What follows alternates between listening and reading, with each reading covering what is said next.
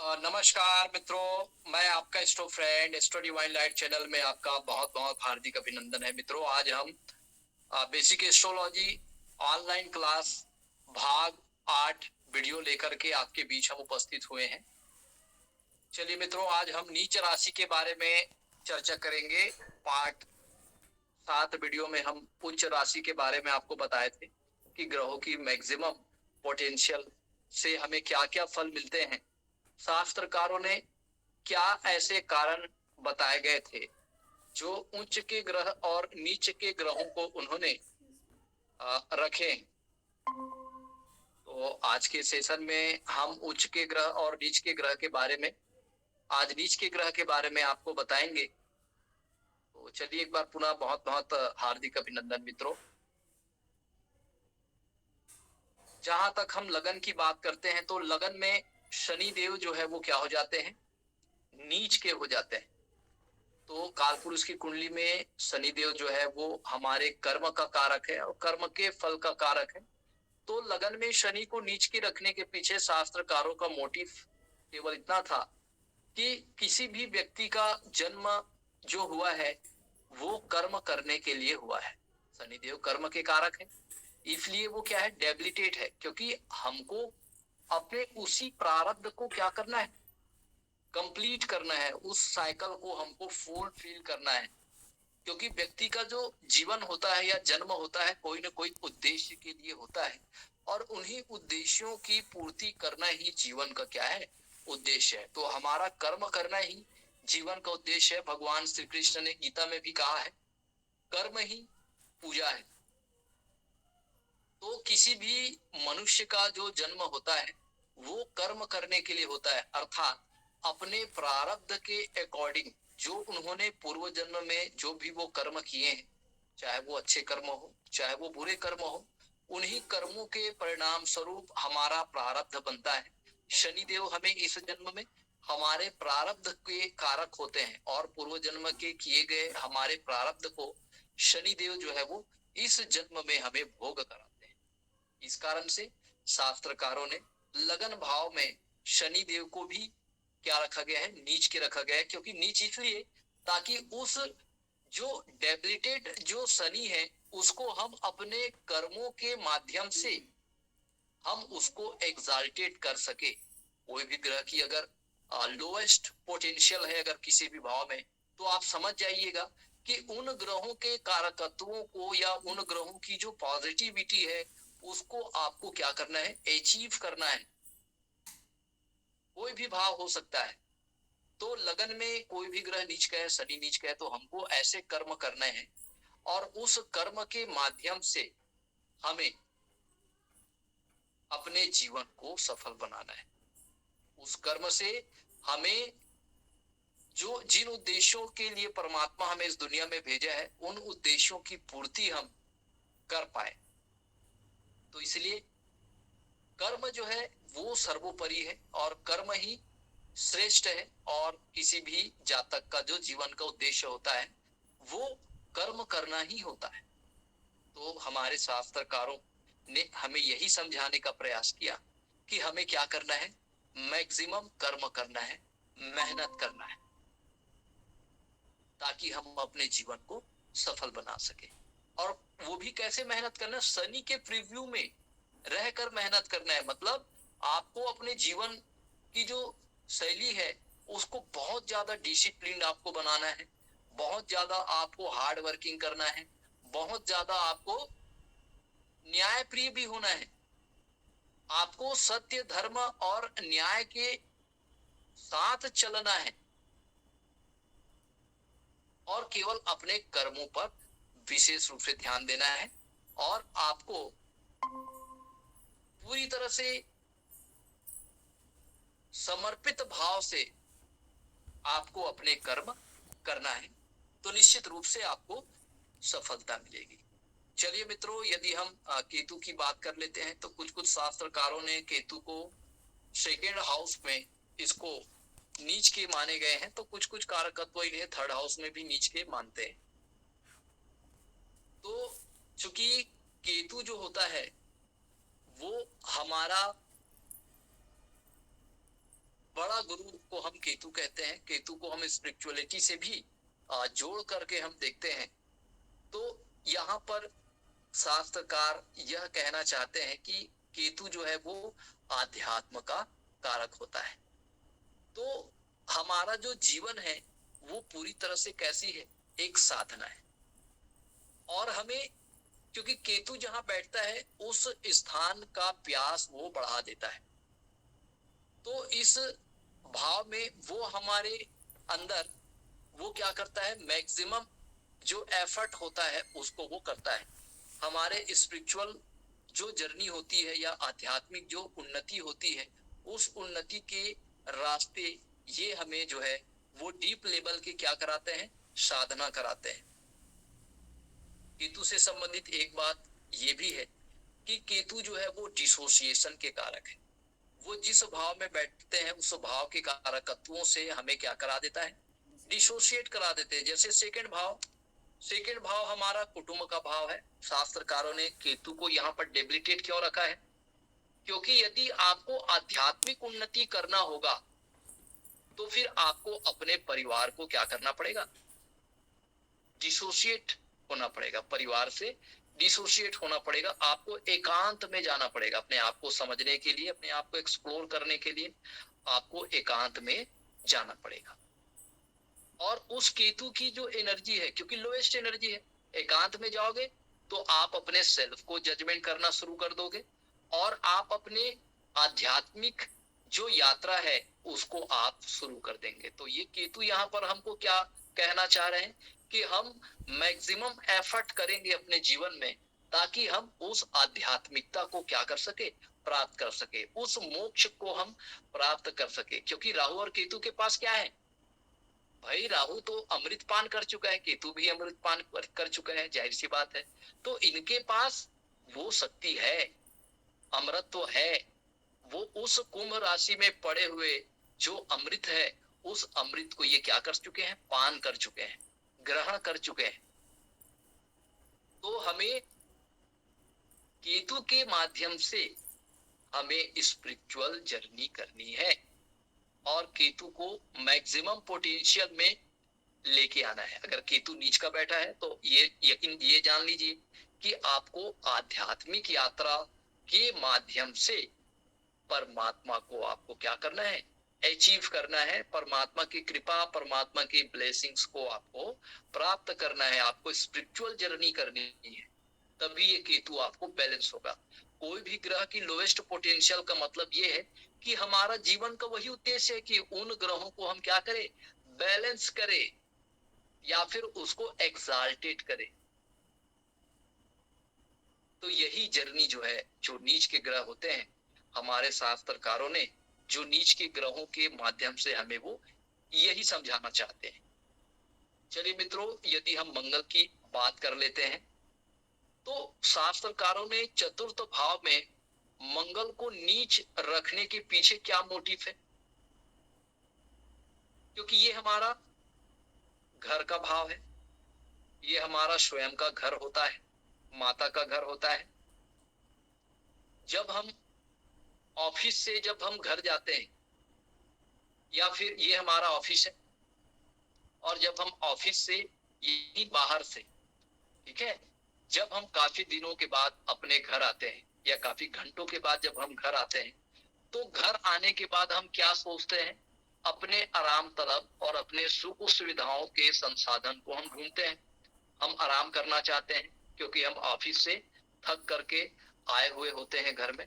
तो यहाँ पर मंगल को शास्त्रकारों ने क्या रखा है, नीच का रखा है। तो हम सुख चाहते हैं, हमारा शरीर जो है वो सुख चाहता है, लेकिन शास्त्रकारों ने ये भी कहा है अगर हम बहुत ज्यादा लग्जरियस और कंफर्ट के संसाधनों पर अगर निर्भर रहने लग जाए तो हमारा शरीर क्या हो सकता है, उसकी आदी हो सकता है, ठीक है, उसकी लत लग सकती है, हम बीमार हो सकते हैं, हमारे अंदर जो प्रतिरक्षा प्रणाली है वो कमजोर हो सकती है, ठीक है। तो मंगल हमारा इम्यून सिस्टम का भी कारक होते हैं मित्रों। तो इसलिए अब यहाँ पर हमें दिमाग लगाना है कि हमें भौतिक सुख सुविधाओं के ही साधनों में संलिप्त होकर ही नहीं रहना है, बल्कि हमें इससे आगे भी बढ़ना है। क्यों? क्योंकि मंगल हमारी क्या है? प्रतिरक्षा प्रणाली है।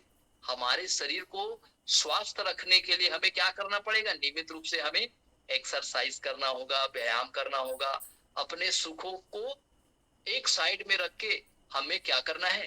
दृढ़ संकल्प के साथ, दृढ़ इच्छा शक्ति के साथ हमें क्या करना है? परिश्रम करना है, पराक्रम करना है, एफर्ट करना है। घर में बैठ के रहना नहीं है, या हम लेटे रहेंगे, ज्यादा लंबे समय तक हम शयन करते रहेंगे, तब भी वो हमारे सेहत के लिए अच्छा नहीं है।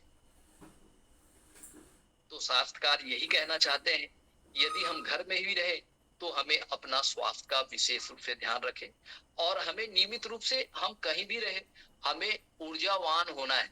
क्योंकि मंगल हमें क्या कर देगा? सुस्त बना देगा। तो हमें, हम जितना ज्यादा हम आलसीपन या आलस हमारे अंदर रहेगा, हमारा शरीर में जड़ता जो है उतनी ज्यादा बनती जाएगी। तो यहाँ पर हमारे शास्त्रकार ये कहना चाह रहे हैं कि हमें जो है उस जड़ता से बाहर जाना है।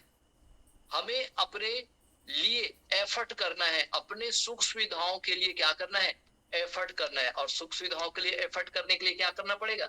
पराक्रम करना पड़ेगा। भाई आपको परिश्रम करना पड़ेगा, आपको मेहनत करना पड़ेगा, तभी तो आप अपने सुख सुविधाओं के संसाधन को जुटा पाएंगे। आपके पास पैसा होगा तो लग्जरियस बंगला आप बना सकते हैं, आपके पास पैसा है, लग्जरियस कार आप ले सकते हैं, आपके पास पैसा है तो आप बड़े से बड़े गंभीर बीमारियों का आप इलाज भी करा सकते हैं। तो इन सब चीजों के लिए क्या करना पड़ेगा? पराक्रम करना पड़ेगा, एफर्ट करना पड़ेगा, तभी ये काम हो पाएगा। तभी तो हम जब तक पराक्रम नहीं करेंगे, जब तक हमारे इम्यून सिस्टम में वृद्धि नहीं होगी, तब तक हम जो है स्वस्थ नहीं रह पाएंगे। तो हमारी इम्यूनिटी को भी बढ़ाने के लिए हमारे अंदर विल पावर का भी होना बहुत जरूरी है, हमारे अंदर दृढ़ इच्छा शक्ति का होना बहुत जरूरी है मित्रों।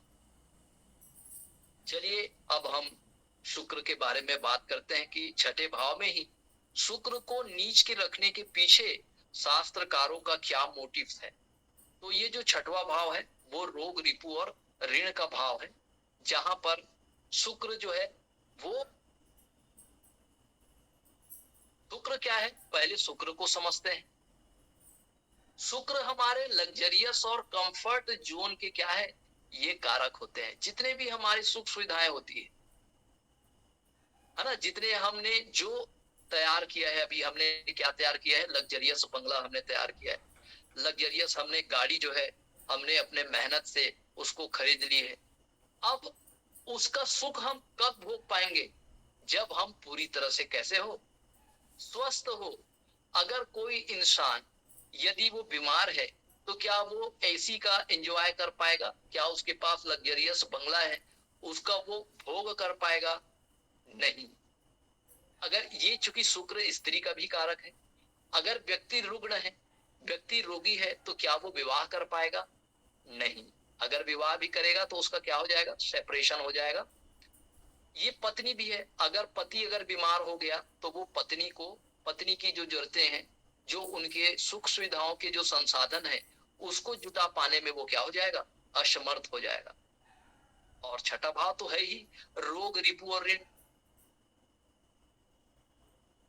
तो और ये हमारे सप्तम भाव का द्वादश भाव भी है।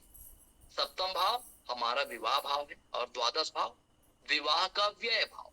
तो इसलिए शुक्र को हम विवाह का कारक कहते हैं, और ये अपने से द्वादश भाव में बैठने के कारण यहाँ पर शुक्र जो है वो क्या है? निगेटिव फल देंगे।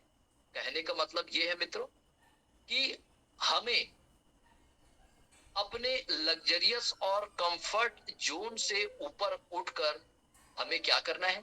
काम करना है। हमें बड़े बड़े जो कंपटीशन है उस पर हमें वेन ओवर करना है। गुप्त शत्रु बाधाएं हैं, उनको भी हमें क्या करना है? ओवरकम करना है। बड़े बड़े प्रतियोगिताएं हैं जीवन में, उन प्रतियोगिताओं को भी हमें क्या करना है? क्लियर करना है। हमें सफलता प्राप्त करना है, हमें सेवा करना है। क्योंकि शुक्र जो है वो हमारे सुख का कारक है, हमारे लग्जरियस और कंफर्ट के जितने भी रिसोर्सेज होते हैं उसका कारक है। अगर कोई व्यक्ति अपने जीवन में कोई शत्रु से परेशान है या उसके जीवन में कोई बहुत बड़ा कर्ज से वो लदा हुआ है, तो क्या वो अपने लग्जरियस और कंफर्ट के जो साधन है उसका सुख वो भोग पाएगा? नहीं। तो इस कारण से शास्त्रकारों ने शुक्र को यहाँ पर डेबिलिटेट रखा है।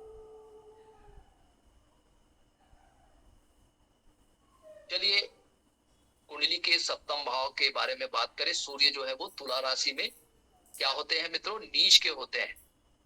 तो नीच का इन द सेंस ये हुआ कि इस भाव से संबंधित कारकत्वों को आपको बढ़ाना है। यहाँ पर वीनस के कारकत्वों को आपको बढ़ाना है, ठीक है? क्योंकि वीनस की रेमेडी करना है, वीनस के बीज मंत्रों का आपको जाप करना है ताकि वीनस क्या हो जाए? बैलेंस हो जाए या एक्साल्टेड हो जाए बीज मंत्रों के जाप से।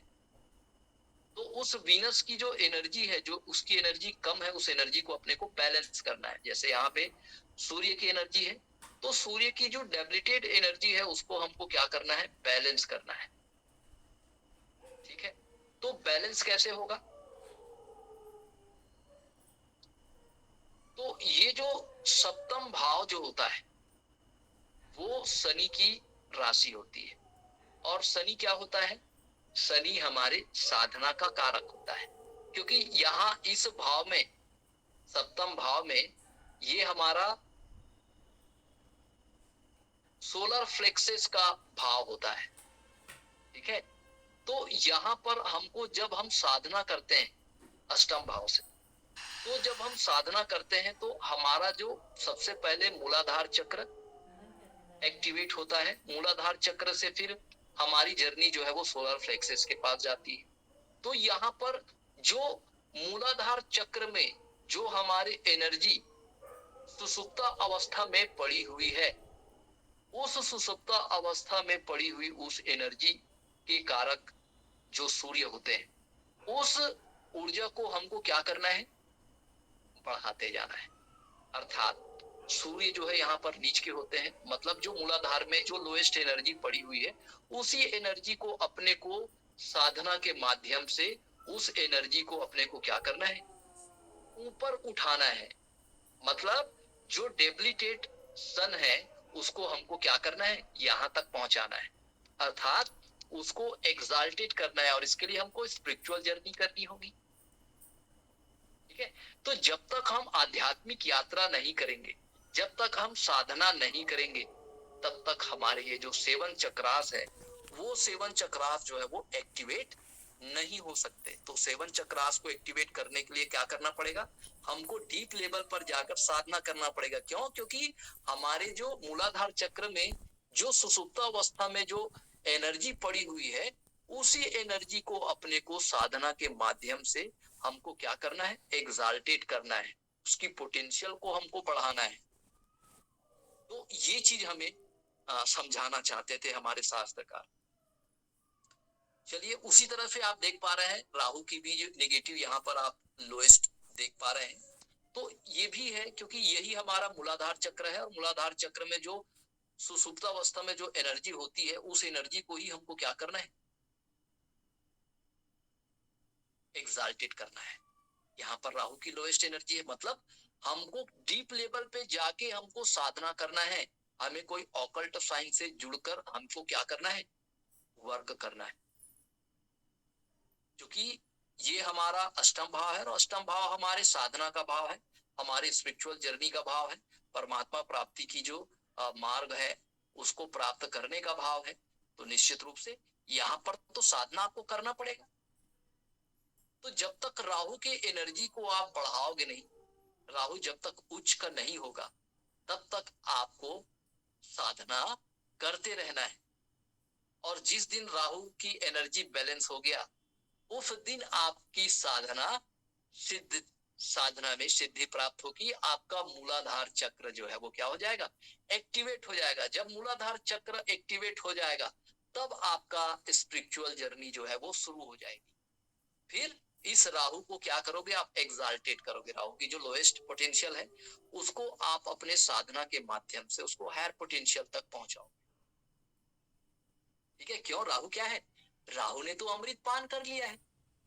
भाई कुंभ राशि में जो भगवान श्री हरि विष्णु जो अमृत कुंड के घड़ा लेके जो खड़े होते हैं, उन्होंने राहु को तो अमृत दे दिया है। राहु तो अमर हो गया है, राहु के पास अमृत है, राहु के पास नॉलेज है, राहु के पास बुद्धि है, राहु के पास सुपर इंटेलिजेंसी है, सुपर विजडम है।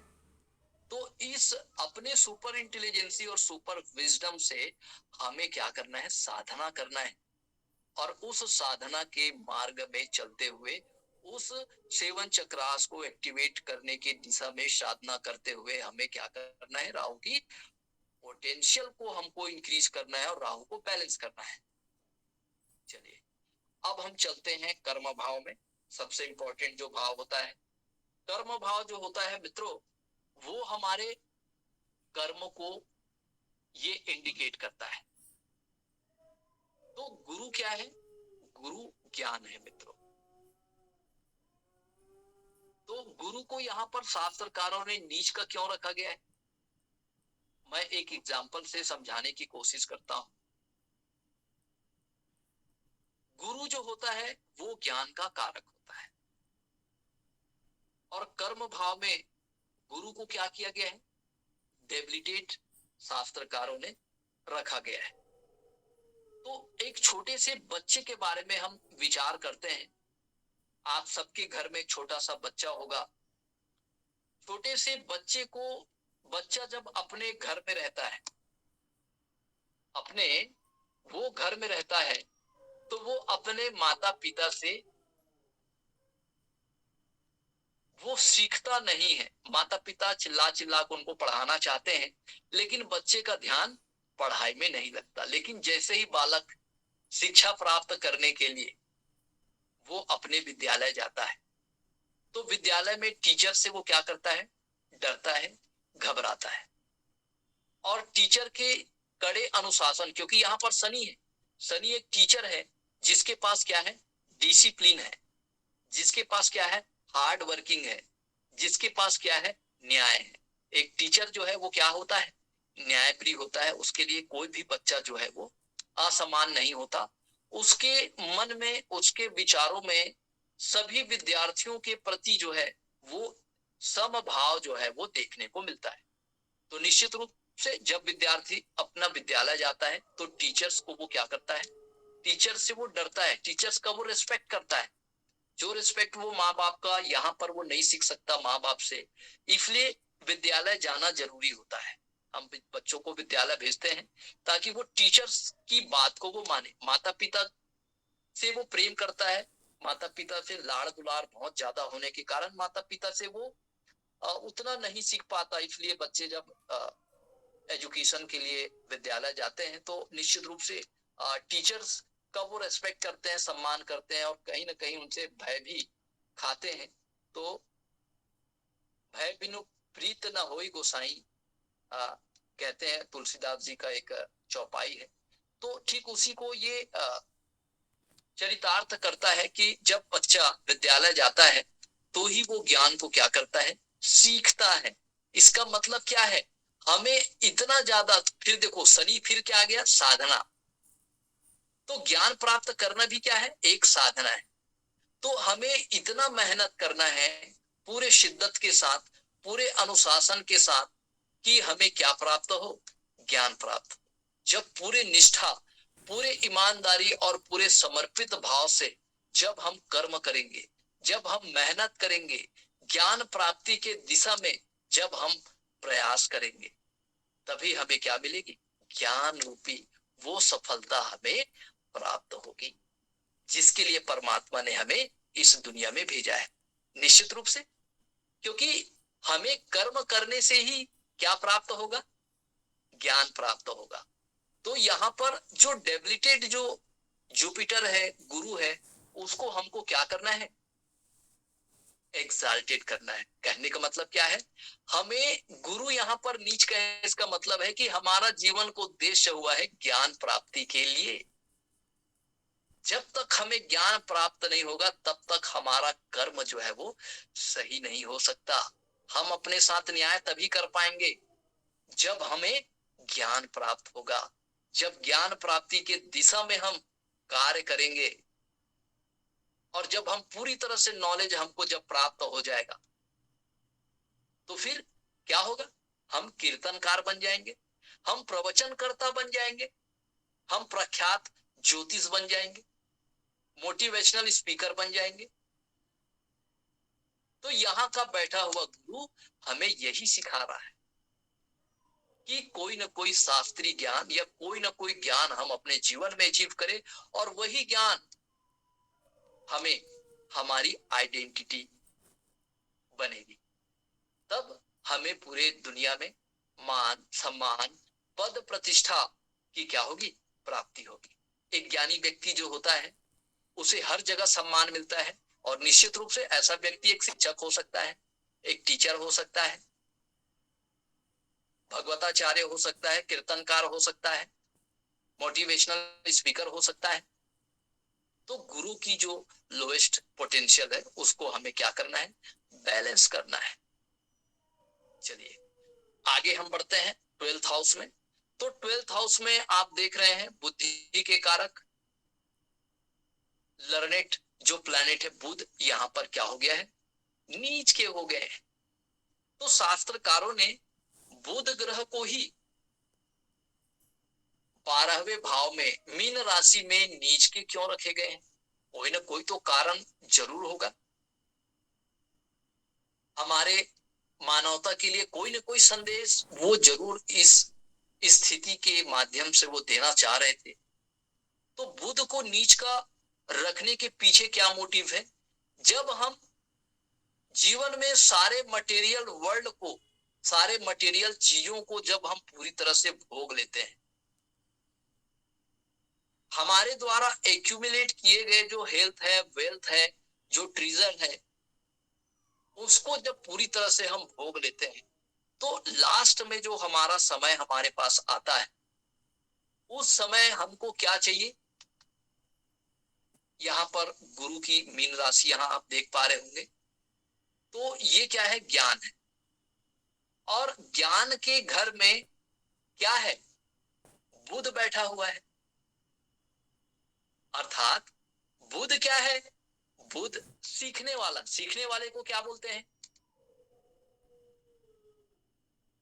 विद्यार्थी। वेरी गुड भाई, सीखने वाले को हम विद्यार्थी कहते हैं, और सिखाने वाले को क्या कहते हैं, गुरु। गुरु कहते हैं। तो शास्त्रकारों ने बड़े सिंपल से इस रहस्य को उन्होंने उद्घाटन किया कि अब हमें क्या बनाना है, गुरु बनाना है। क्यों, क्योंकि हम विद्यार्थी हैं, और गुरु के सानिध्य में ही रह के हमें क्या प्राप्त होगा, ज्ञान प्राप्त होगा। अर्थात हमारे अंदर अभी हम जीरो है, हमें कुछ भी नहीं आता एस्ट्रोलॉजी। क्यों, क्योंकि हमारा बुध जो है वो क्या है, डेबिलिटेट है अभी तो हम। और बुध का डेबिलिटेट होना अच्छा भी है, क्यों, तभी तो हम सीखने की दिशा में, ज्ञान प्राप्ति की दिशा में हम मैक्सिमम एफर्ट लगा सकते हैं।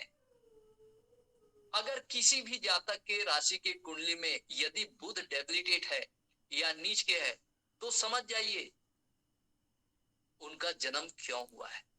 उनका जन्म ज्ञान को सीखने के लिए,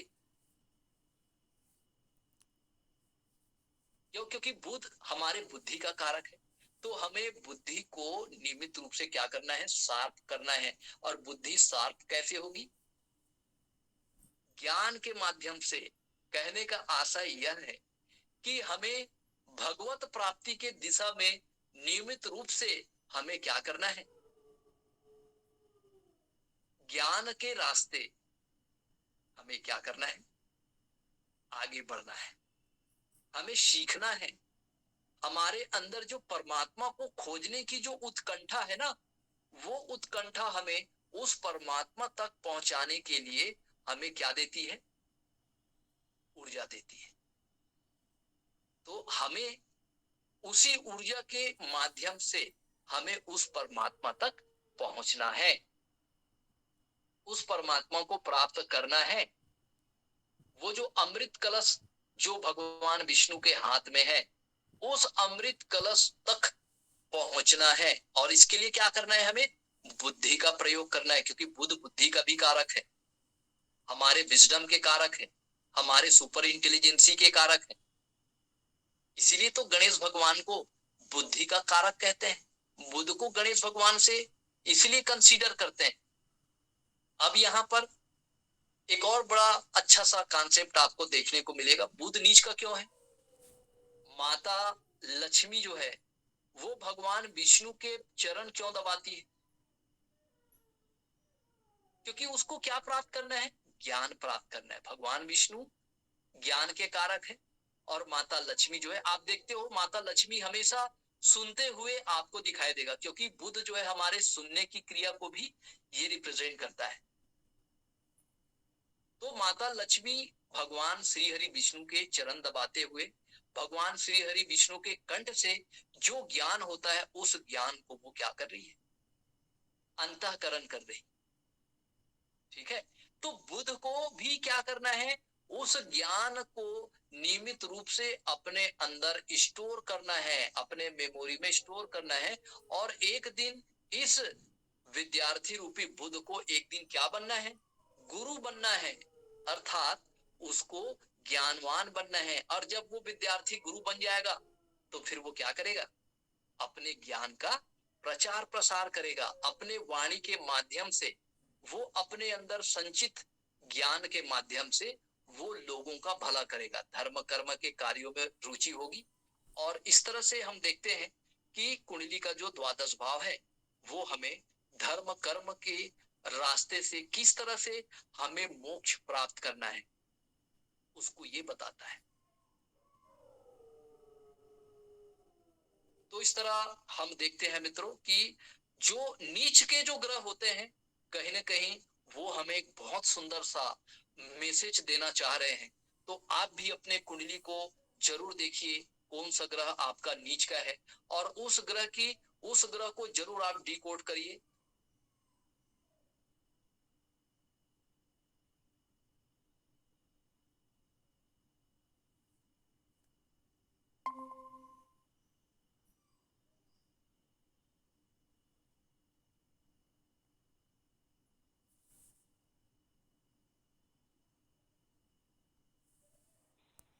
सर ऑडियो म्यूट है आपका। तो इस तरह से हम देखते हैं कि नीच ग्रहों का जो फल है वो किस तरह से ज्योतिष के मर्मज्ञों के, हमारे शास्त्रकारों के माध्यम से हमें वो बताना चाहते थे नीच ग्रह के माध्यम से, उसे हम आपके सामने बड़े ही सरल सहज ढंग से रखने का प्रयास किया। मित्रों, आज का सेशन यहीं पर हम समाप्त करते हैं। आपने बड़े धैर्य के साथ, बड़े ही उत्साह के साथ हमें सुना, आप सभी का बहुत बहुत साधुवाद। जाइएगा नहीं मित्रों, इसके बाद आपके क्वेश्चन आंसर का सेशन होगा। परमात्मा आपको स्वस्थ रखे, आनंद रखे, दीर्घायु रखे। तब तक के लिए आप अपने एस्ट्रो फ्रेंड को इजाजत दीजिए। नमस्कार।